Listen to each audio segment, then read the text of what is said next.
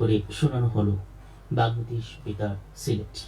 এবার শুনুন স্থানীয় খবর। আসসালামু আলাইকুম।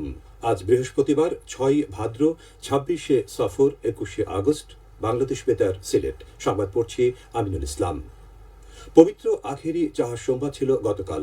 সফর মাসের শেষ বুধবার মুসলিম বিশ্বে অত্যন্ত মর্যাদাপূর্ণ শারক দিবস হিসেবে পবিত্র আখেরি জাহাজ সোমবার পালিত হয়।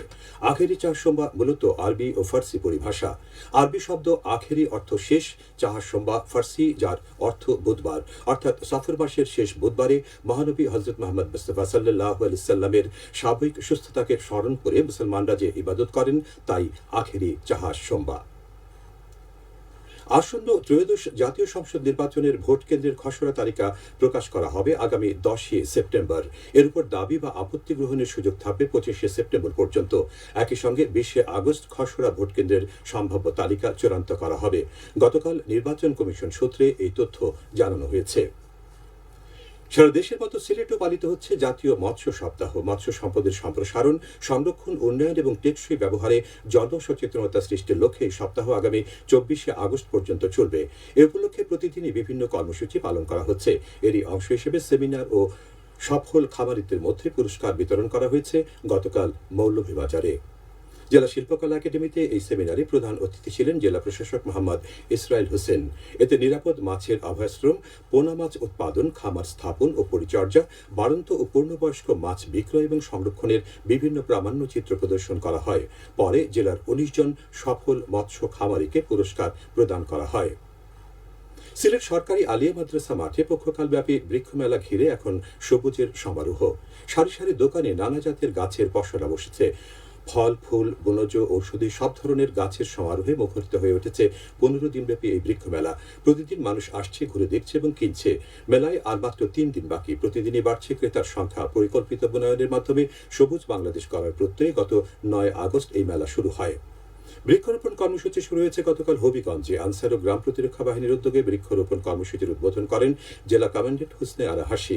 এই সময় আনসার ও ভিডিপি সদস্যদের নিয়ে বিভিন্ন রাস্তার পাশে ফলদ, বনজ ও ভেষজ চারা রোপণ করা হয়। জেলার 9টি উপজেলায় 400টি চারা রোপণ ও বিতরণ করা হয়। হবিগঞ্জে গতকাল তেলবাহী লরিতে ভারতীয় পণ্য পাচারকালে 1.25 কোটি টাকার মালামাল জব্দ করেছে বিজেপি। এই সময় বিপুল পরিমাণ জিরা ও বিভিন্ন ধরনের প্রসাধনী জব্দ করা হয়। এদিকে সিলেটের জৈন্তাপুর ও কানাইঘাট উপজেলার সীমান্তবর্তী এলাকায় বিপুল পরিমাণ ভারতীয় চোরাই পণ্য জব্দ করেছে গতকাল বিজেপি। জকিগঞ্জ ব্যাটালিয়নের জৈন্তাপুর ও সুরাইঘাট বিওপি টহল দল সীমান্ত এলাকায় এই অভিযান পরিচালনা করে। এই সময় মালিকবিহীন অবস্থায় ভারতীয় চিনি ও চেপাত জব্দ করা হয়। জব্দকৃত পণ্যের মূল্য প্রায় 1.5 লাখ টাকা। খেলার খবর, ক্রিকেট।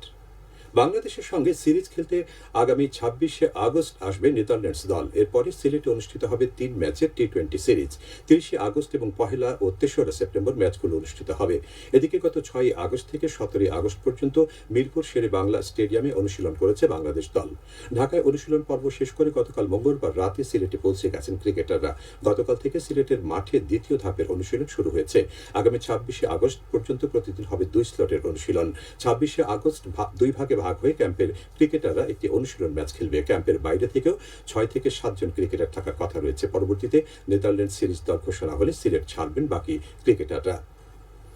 সিলেট জেলা প্রশাসক গোল্ড কাপ টুর্নামেন্টে জয় পেয়েছে বালাগঞ্জ। জেলা স্টেডিয়ামে গতকাল তারা টাই ব্রেকারে 3-2 গোলে কানাইঘাটকে পরাজিত করে। একই ভেন্যুতে আজ ওসমানীনগর উপজেলা দল মুখোমুখি হবে গোয়াইনঘাট উপজেলা দলের।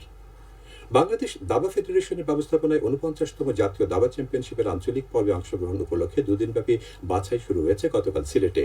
নগরের বিভাগীয় ক্রীড়া কমপ্লেক্সের জিমনেশিয়ামে গতকাল সকালে শুরু হয় বাছাই কার্যক্রম। এতে সিলেট জেলার 40 জন দাবাড়ু অংশ নিচ্ছেন। বাছাইয়ের সমাপনী ও পুরস্কার বিতরণ আজ রাত 8টায় অনুষ্ঠিত হবে। সবশেষে আবহাওয়া। আজ বেলা 1টা পর্যন্ত পূর্বাভাসে বলা হয়েছে সিলেট সহ পার্শ্ববর্তী এলাকার জন্য কোনো সতর্কবাণী নেই এবং কোনো সংকেত দেখাতে হবে না। আজ সিলেটে সূর্যোদয় হয়েছে 5টা 29 এবং সূর্য অস্ত যাবে সন্ধ্যে 6টা 22। সংবাদ শেষ হলো। পরবর্তী স্থানীয় সংবাদ প্রচারিত হবে দুপুর 1টা 5।